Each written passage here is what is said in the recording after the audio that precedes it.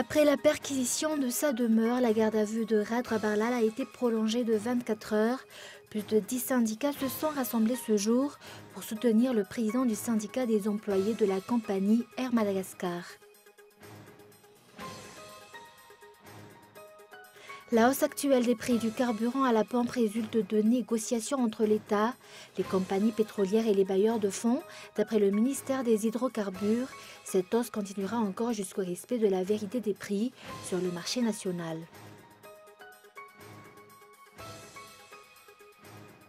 Après 2 mois de violence, quelques 3,8 millions de Burundais sont appelés aux urnes pour des élections législatives et communales controversées.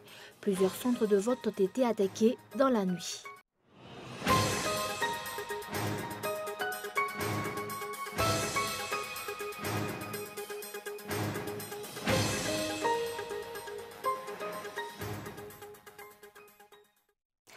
Bonsoir à tous et merci de nous rejoindre sur Cool TV. Commençons avec la page politique.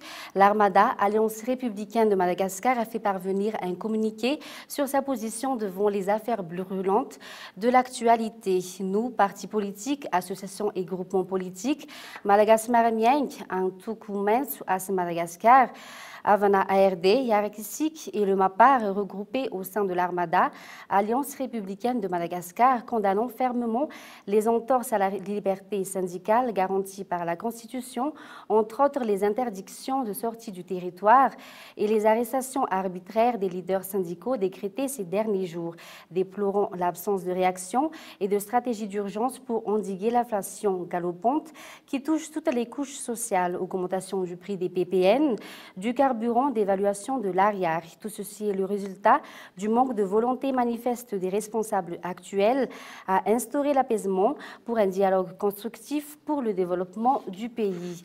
Et exhortons l'Assemblée nationale à exercer les prérogatives lui permettant d'ouvrir une enquête parlementaire afin d'établir la vérité sur la gestion des sociétés d'État, Air Madagascar et Jirama.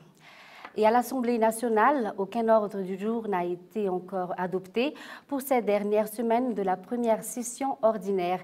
Les bruits circulent aussi sur une possible motion de censure contre le gouvernement.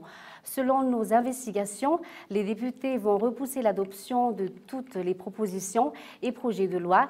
Il est possible que la rencontre entre le président de la République et les députés prévue pour demain pourrait être annulée ou encore reportée. Les détails avec Zura Koutenjin. Les députés ont commencé l'après-midi par une réunion à huis clos ce jour. Aucune indication n'a été donnée sur les tableaux d'affichage. Une réunion du bureau permanent portant sur l'ordre du jour aurait dû y figurer ce jour. Cette semaine est pourtant la dernière avant la clôture de la session ordinaire. Aucun membre du bureau permanent n'a donné d'explication. D'après nos sources, les députés concoctent encore quelque chose, concernant surtout le pacte de responsabilité. Ainsi, pour déterminer la vraie majorité, les bruits ont couru ce jour que les parlementaires préparent une motion de censure contre le gouvernement Ravelnariv.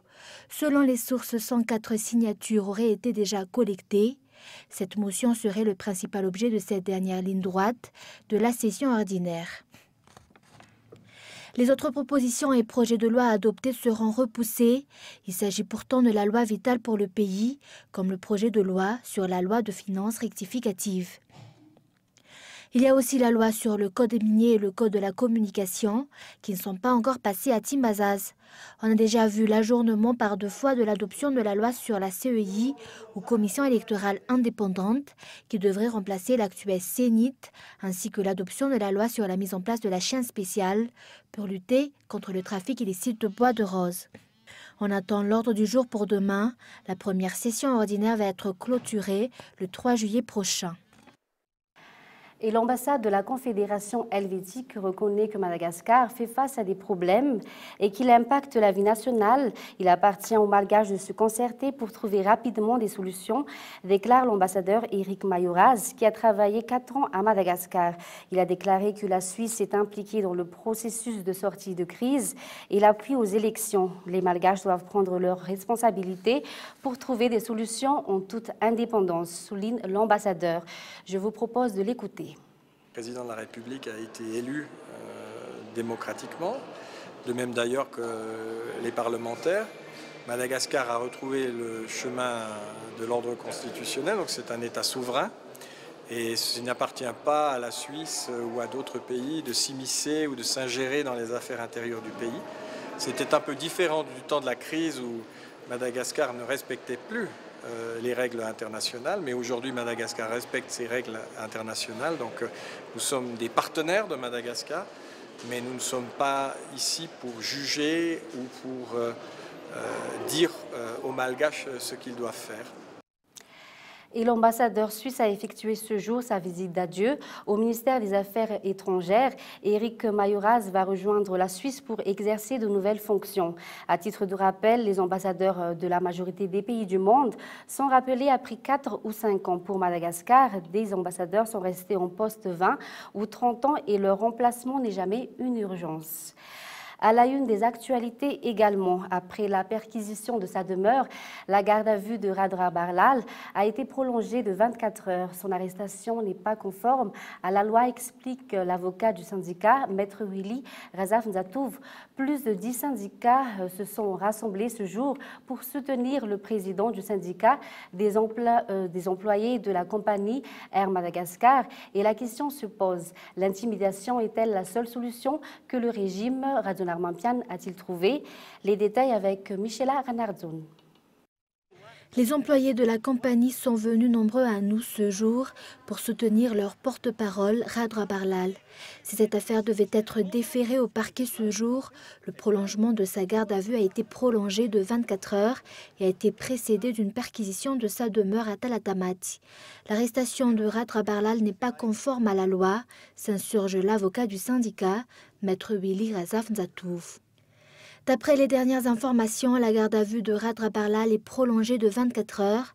Plus de 10 syndicats se sont rassemblés ce jour pour soutenir le président du syndicat des employés de la compagnie Air Madagascar, notamment les syndicats des greffiers, de la Djirama, de la commune urbaine d'Antananarivo, de l'ADEMA, du domaine et bien d'autres encore. Il exige que Radra Barlal soit libéré et que la liberté d'expression soit effective et théorique. À titre de rappel, la divulgation de fausses nouvelles, le sabotage économique et l'association des malfaiteurs sont entre autres les chefs d'inculpation de Radra Barlal. Le ministre des Transports Ulrich Andjiantine, de son côté, affirme que le ministère des Transports n'a aucun rapport avec les plaintes. L'affaire Air Madagascar risque de s'aggraver. Les responsables de la direction générale d'Air Madagascar n'ont jusqu'ici émis aucune réaction. D'après les dernières informations, le déferment de Radra Barlal est reporté demain à 8 heures. Il est difficile de ne pas se poser de questions. Ces syndicats déstabilisent-ils ou l'État ne prend-il pas des mesures plus intelligentes et appropriées?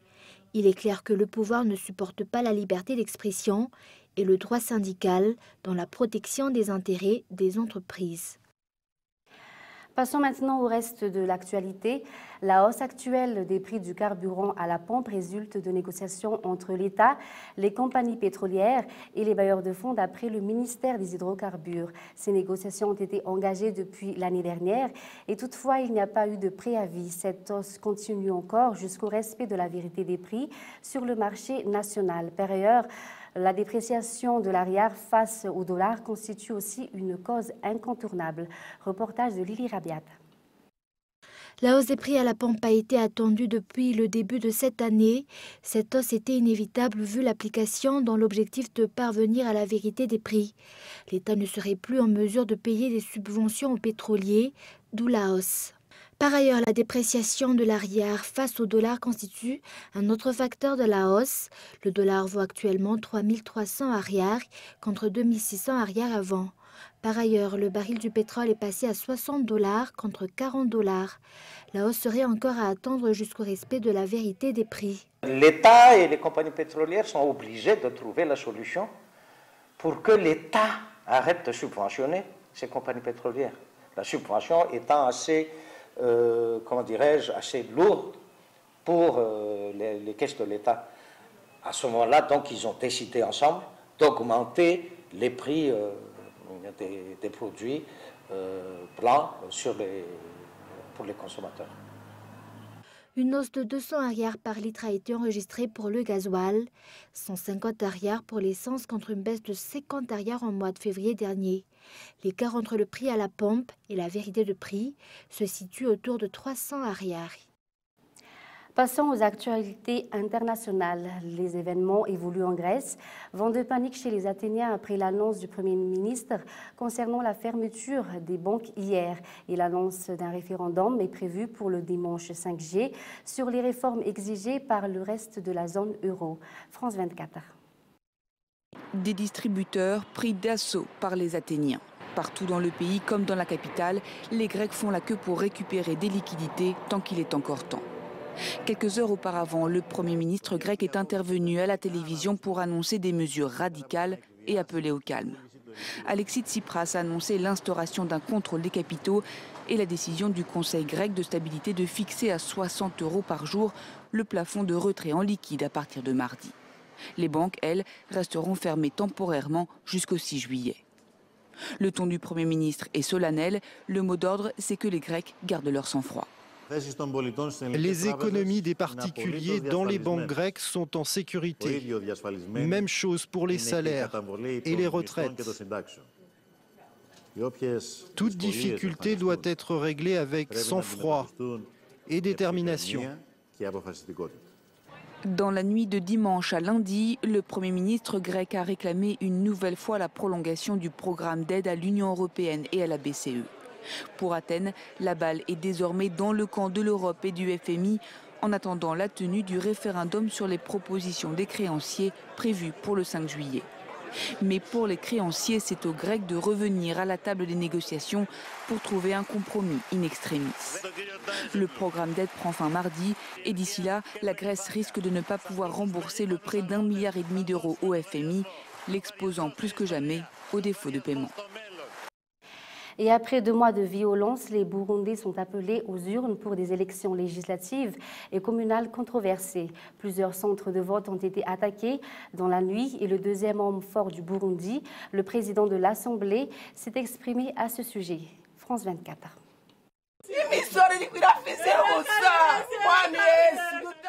Cette femme vient d'apprendre la mort de l'un de ses proches.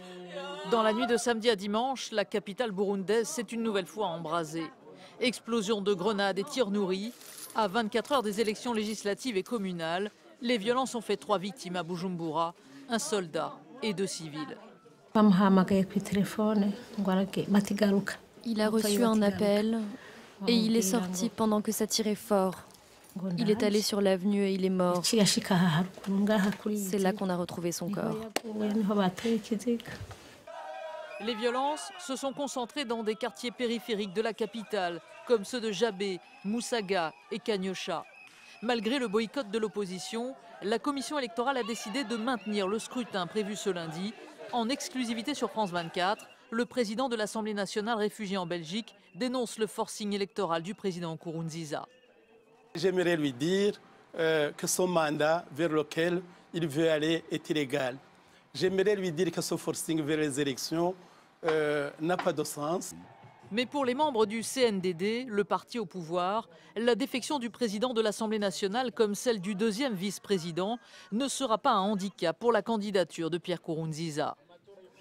Au sein même du parti au pouvoir, ces soi-disant poids lourds n'avaient plus bonne oreille. Ils n'avaient plus d'influence. Ils étaient déjà marginalisés, ne faisaient plus partie du Conseil des sages et même dans leur fief d'origine étaient écartés des activités du parti. Donc, ça n'isole pas le candidat du CNDD-FDD à la présidentielle de 2015. L'Union africaine a déjà fait savoir qu'elle n'observera pas le scrutin de ce lundi. Avant de nous quitter, je vais vous rappeler brièvement les grandes lignes de ce journal. Après la perquisition de sa demeure, la garde à vue de Radra Barlal a été prolongée de 24 heures. Plus de 10 syndicats se sont rassemblés ce jour pour soutenir le président du syndicat des employés de la compagnie Air Madagascar. Et la hausse actuelle des prix du carburant à la pompe résulte de négociations entre l'État, les compagnies pétrolières et les bailleurs de fonds, d'après le ministère des Hydrocarbures hydrocarbures. Cette hausse continuera encore jusqu'au respect de la vérité des prix sur le marché national. Et enfin, après 2 mois de violence, quelques 3,8 millions de Burundais sont appelés aux urnes pour des élections législatives et communales controversées.